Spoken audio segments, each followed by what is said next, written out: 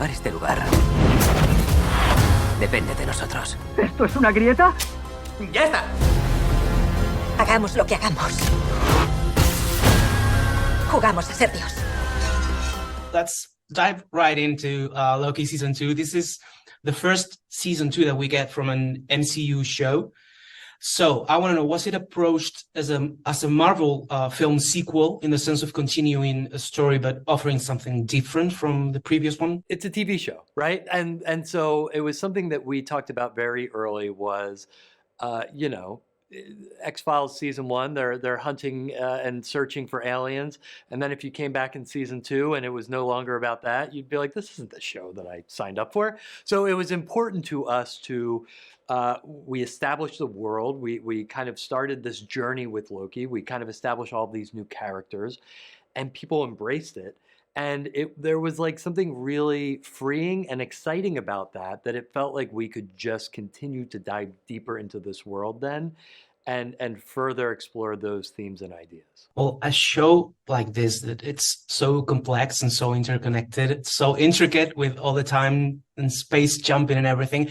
Was it hard to keep focus in developing the story and creating the whole arc for this season? How do you make sure that every piece of the puzzle fits? It is difficult, but it's a really fun creative challenge. It's a lot of whiteboards, it's a lot of discussions, and it's a lot of myself, the writers, our directors, the cast, constantly interrogating the ideas down to the line, making sure, I think we really go out of our way to should we say timeline here? Should we say branch? Is this like a different mode? Like you have to be very consistent in the language, and it's about really creating a shared idea of how this world works and how to simply communicate it.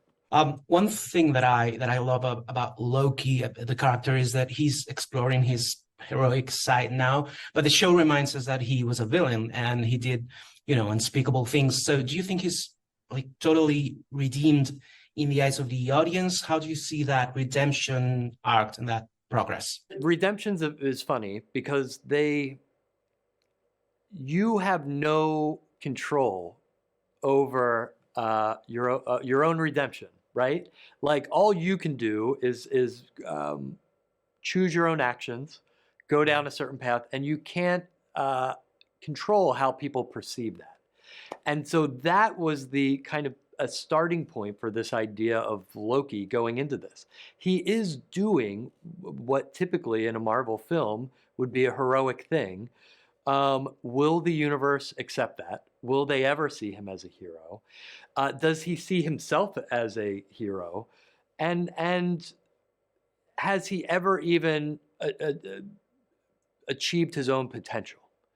And so it was much more, it was less about the binary of hero-villain and more, what is this character's full potential and how do we get him there?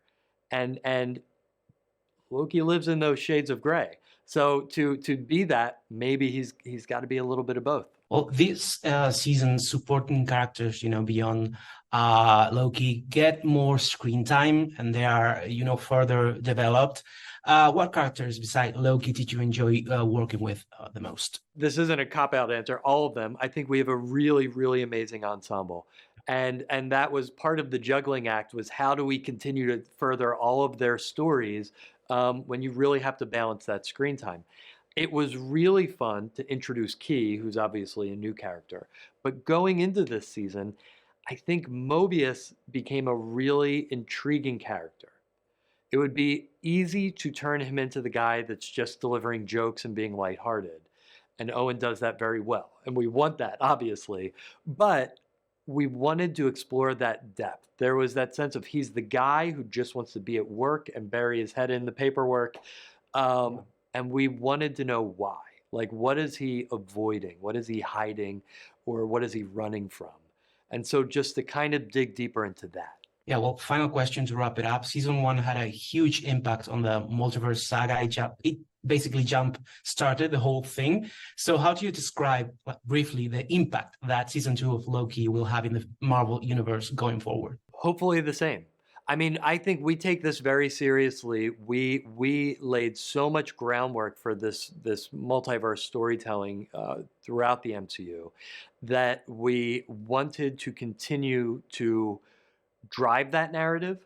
We've got more screen time than any of the other projects, so we feel it's necessary to help clarify, deepen, and really explore and pay off a lot of those ideas. And we wanted to bring that to a place that other filmmakers will be excited to pick up those ideas and bring them into their own projects.